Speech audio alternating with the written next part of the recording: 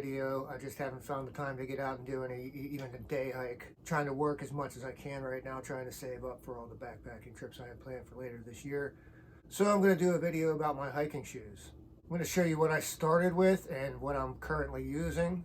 My first pair of hiking shoes were these Merrells. I think these are the Chameleons. I just basically bought them because they look like something that you would hike in. So pretty decent. I like that they have this, there's not really a tongue on them. It's just kind of like that. So there's not a lot of debris getting in them. Although I do use gaiters. I was originally using a pair of Salomon gaiters, but they had a strap that went underneath. And then I found the, eventually what I'm using now is the Dirty Girl gaiters. So my next pair of shoes was another pair of Merrells. Not sure what these are, what kind these are. I still use these around the house a lot, but the soles are pretty worn out on these ones. So I basically use a pair of shoes for once for each year, and then I replace them each new year. All right, my next pair of shoes was another pair of Merrells. These high top ones. These are as heavy as a brick. I have no idea how I ever hiked in these, and I pretty well tore them up using wearing them for an entire year working as a landscaper. So yeah, they got pretty beat up, but they're pretty solid. But you can see the soles on them, pretty wiped out. My next pair of shoes was another pair of Merrells. They were the same as the high tops. These are the Moabs, and I still use these today as just like everyday walking around outside in the snow shoes, because these are waterproof, and which leads me to my next issue is waterproof shoes versus non-waterproof shoes. I was seeing a lot of YouTube backpackers and hikers using trail runners, non-waterproof trail runners. So I was weighing the options between do I want to use something that's heavy and waterproof or something that's lightweight and non-waterproof. So my decision was to go with the non-waterproof shoes and save some weight. I believe I saw there's a U.S. Army study from 1984. If I can find the link to it, I'll put it in the description, where they determined that every pound on your foot is equivalent to 5 pounds on your back, as far as how much energy you're using.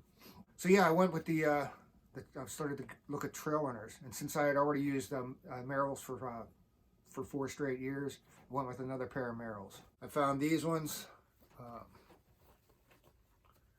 and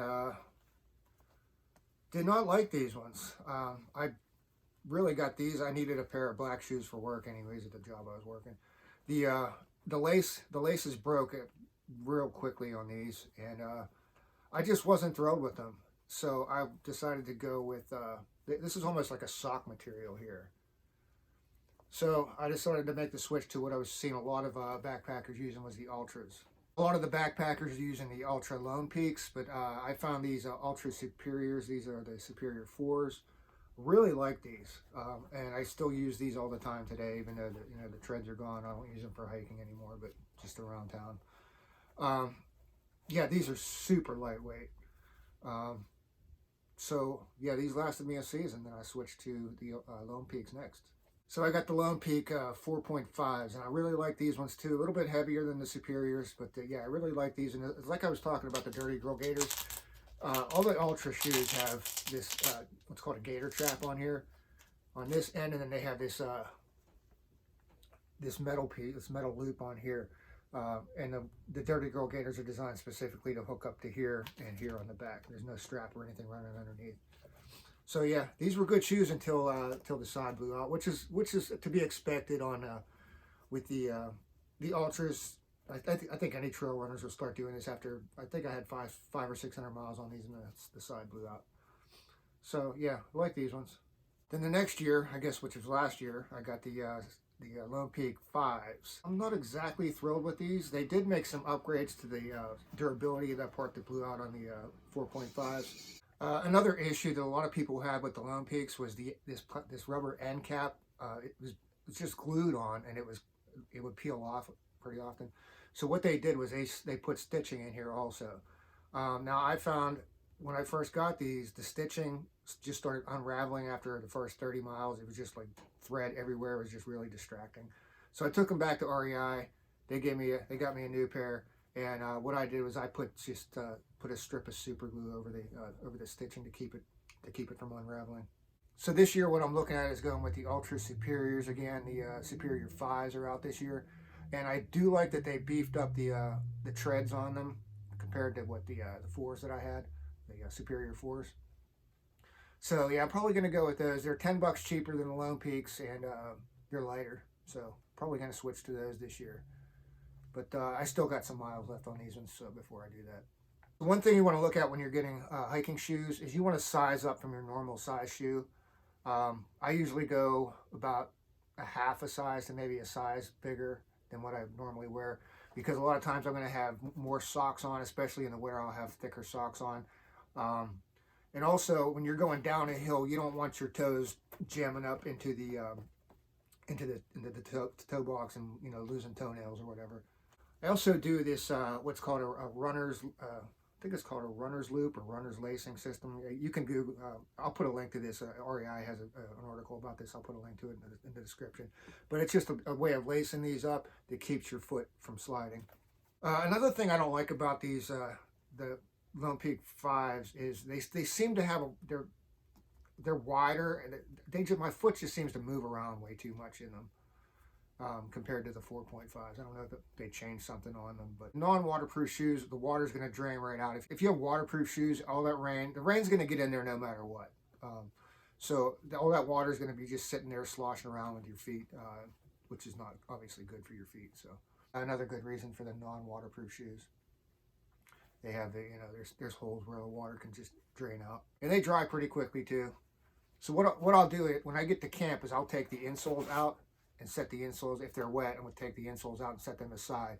And then I'll have plastic, just grocery bags from the grocery store. I'll just put my bare feet into those. I'll take my wet socks off so they can dry. I'll just put my bare feet in the plastic bags, put them back in the wet shoes, and then the heat from my feet will kind of start drying the shoe out quicker. And then this will be sitting to the side somewhere drying off. The reason I use these for when I'm winter hiking, I don't wear winter boots or anything. What I'll do is I'll wear I have a pair of Sealskins cold weather insulated socks. They're waterproof socks, so I'll just put I'll just hike with those on. Doesn't matter if my shoes get wet because my feet are still dry from the waterproof socks.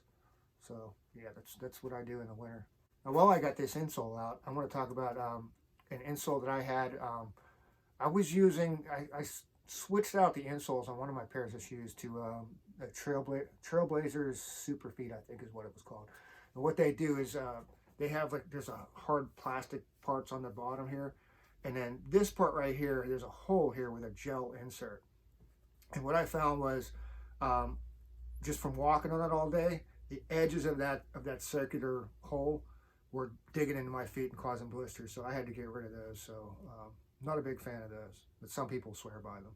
Another thing is camp shoes. A lot of people take shoes with them, an extra pair of shoes with them to camp in. A lot of people will take Crocs and just hang Crocs on the side of their bag. When I eventually quit using these, I started using these as camp shoes because they were small. But I just quit using camp shoes altogether. I just don't feel like carrying the weight. But one stupid experiment I tried, I took just an old pair of insoles, some duct tape, and a cut up pair of socks and made slippers out of them, like this, sandals, whatever you want to call them. I swear, I don't know how people walk around in sandals. I took one step and these things just fly off my feet. So yeah, yeah, they lasted for a trip, but they are super lightweight. All right, well, I think I covered everything on hiking shoes. I would recommend trail runners.